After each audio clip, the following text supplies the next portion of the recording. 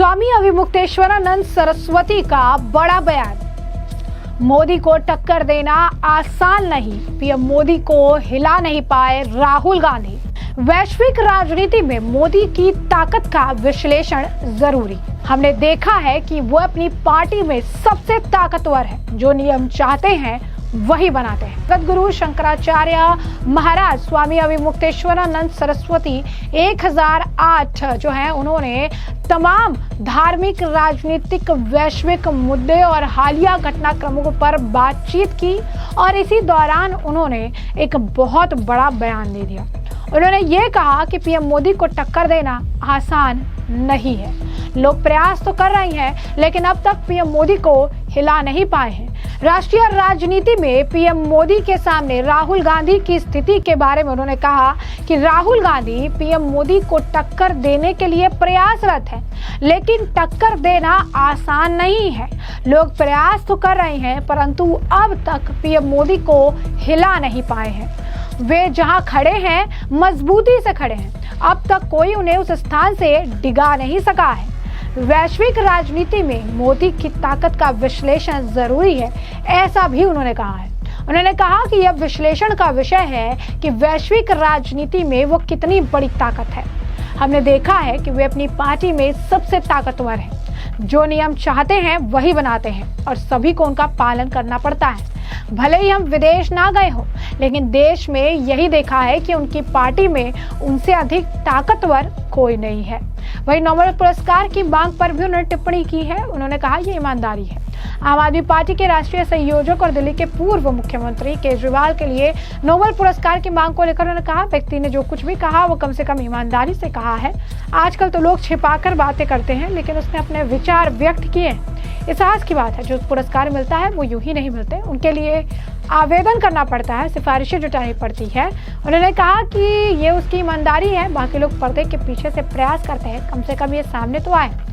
वहीं आपको बता दें कि कथावाचक धीरेन्द्र शास्त्री और उनके हिंदू राष्ट्र वाले बयान को लेकर जो है अविमुक्तेश्वरानंद ने बड़ी बड़ी बातें कही थी, लेकिन अब उनका टोन भी इस मामले को लेकर बदलता नजर आ रहा है। कथावाचक धीरेन्द्र शास्त्री पर सपा के राष्ट्रीय अध्यक्ष अखिलेश यादव के हालिया बयान को लेकर भी उन्होंने कहा कि यदि अखिलेश यादव ने कहा है कि टेबल के नीचे से लिया जाता है, तो हो सकता है कि ऐसा होता हो, लेकिन हमारी जानकारी में ऐसा कुछ नहीं है। दूसरी बात, कौन नेता या पार्टी है जो पैसा नहीं लेती? क्या अखिलेश यादव या उनका पार्टी नहीं लेती है? सभी राजनीतिक दल जनता से चंदा लेते हैं, लेकिन उनका ऑडिट नहीं होता। ना ही जनता को ये जानने का अधिकार है कि किसे कितना चंदा मिला। कम से कम बाबा बागेश्वर ने जो लिया वो छिपाया नहीं, ये भी एक ईमानदारी है। तो यहाँ पर देखिए इनके सुर बदल रहे हैं और चीजें जो है तमाम बातें वो कर रहे हैं। वहीं उत्तर प्रदेश में जिहाद और धर्मांतरण के मामले सामने आने पर भी उन्होंने टिप्पणी की है। इस वक्त ये मामला काफी गर्माया हुआ है। इस बीच उनका भी बयान सामने आया। उन्होंने कहा धर्मांतरण एक गंभीर विषय है और इस पर सख्त कार्रवाई होनी चाहिए। किसी को बरगलाकर धर्म बदलवाना अपराध है। धर्मांतरण के बाद क्या जीवन में कोई बड़ा बदलाव आया? क्या गरीबी मिट गई? रोग खत्म हो गए? चिंताएं समाप्त हो गई? अगर नहीं तो इसका उद्देश्य आखिर है तो है क्या? उन्होंने सुझाव दिया कि धर्मांतरण करने वालों का पंजीकरण होना चाहिए। जिला प्रशासन को पूर्व सूचना दी जानी चाहिए। संवाद के लिए दोनों पक्षों के विशेषज्ञ उपस्थित होने चाहिए, ताकि सत्य सामने आ सके और दूसरे के साथ छल ना हो।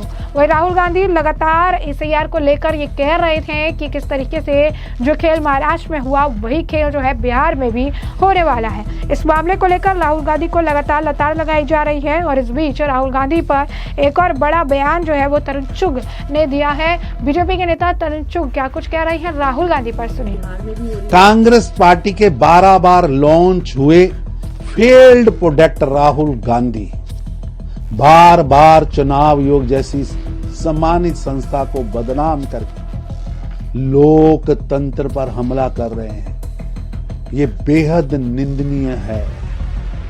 ईवीएम और चुनाव आयोग को दोष देकर अपनी नालायकी, नाम कामयाबी, नौसिखियापन छिपाना बंद करे राहुल जी।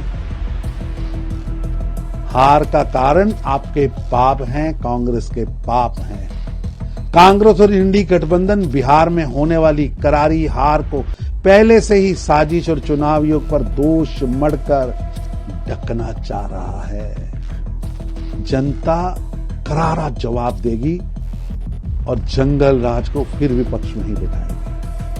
तो जैसे कि आपने सुना, उन्होंने कहा कांग्रेस पार्टी के 12 बार लॉन्च हुए फेल्ड प्रोडक्ट राहुल गांधी बार बार चुनाव आयोग जैसी सम्मानित संस्था को बदनाम कर रहे हैं, लोकतंत्र को खतरे में डाल रहे हैं।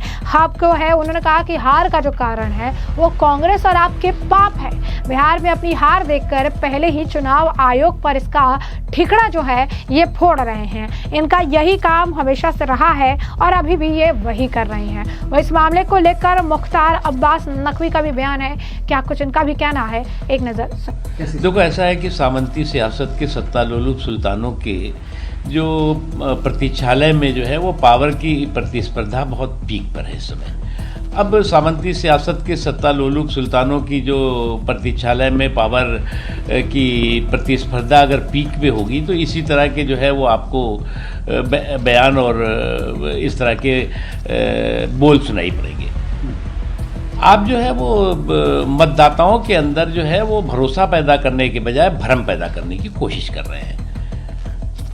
जो मतदाता सूची है या जो चुनाव आयोग ने जो भी फैसले किए हैं वो फैसलों पे जो है वो सुप्रीम कोर्ट ने भी उस पर जो है वो चर्चा कर ली आपने। अब उसके बावजूद भी आप उसी काम में लगे हुए हैं कि साहब हमारा वोट जो है वो चोरी हो गया।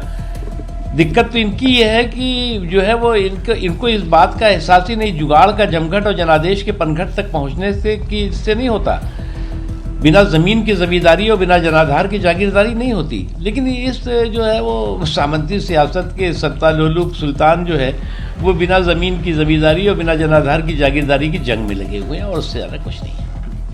तो जैसा कि आपने इनका भी बयान सुन लिया है, इस तरीके से आपको बता दें कि राहुल गांधी को लेकर तमाम तरीके की प्रतिक्रियाएं आ रही हैं। लगातार राहुल गांधी के बयान पर जो है बखेड़ा होता नजर आ रहा है। इस बीच अब राहुल गांधी ने जो ये कहा कि महाराष्ट्र के बाद बिहार में भी खेल हो जाएगा, तो उनका ऐसा कहना है, नेताओं का खासकर बीजेपी का कहना है कि अपनी हार को देखकर राहुल गांधी बुरी तरह बौखला गए हैं और इस वजह से इस तरीके के बयान उनके द्वारा दिए जा रहे हैं। तमाम चीजें जो उनके द्वारा कही जा रही है ताकि अपने हार का ठिकरा वो चुनाव आयोग पर पहले ही फोड़ सके और इसीलिए इस तरीके की मनगढ़ंत कहानियां बनाने का काम उनके द्वारा किया जा रहा है। वैसे में आपने देखा कि किस तरीके से अब ये बयानबाजियों का दौर देखने के लिए मिल रहा है। एक तरफ अभी मुक्तेश्वरानंद है जिनका ये मानना है कि अब मोदी को टक्कर देना आसान नहीं है, पीएम मोदी को राहुल गांधी तक हिला नहीं पाए।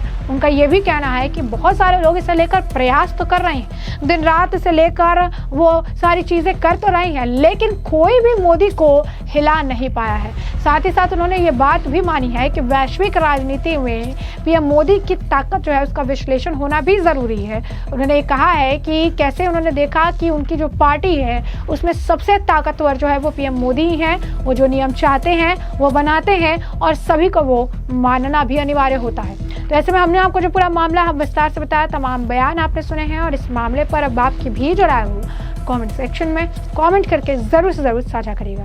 धन्यवाद।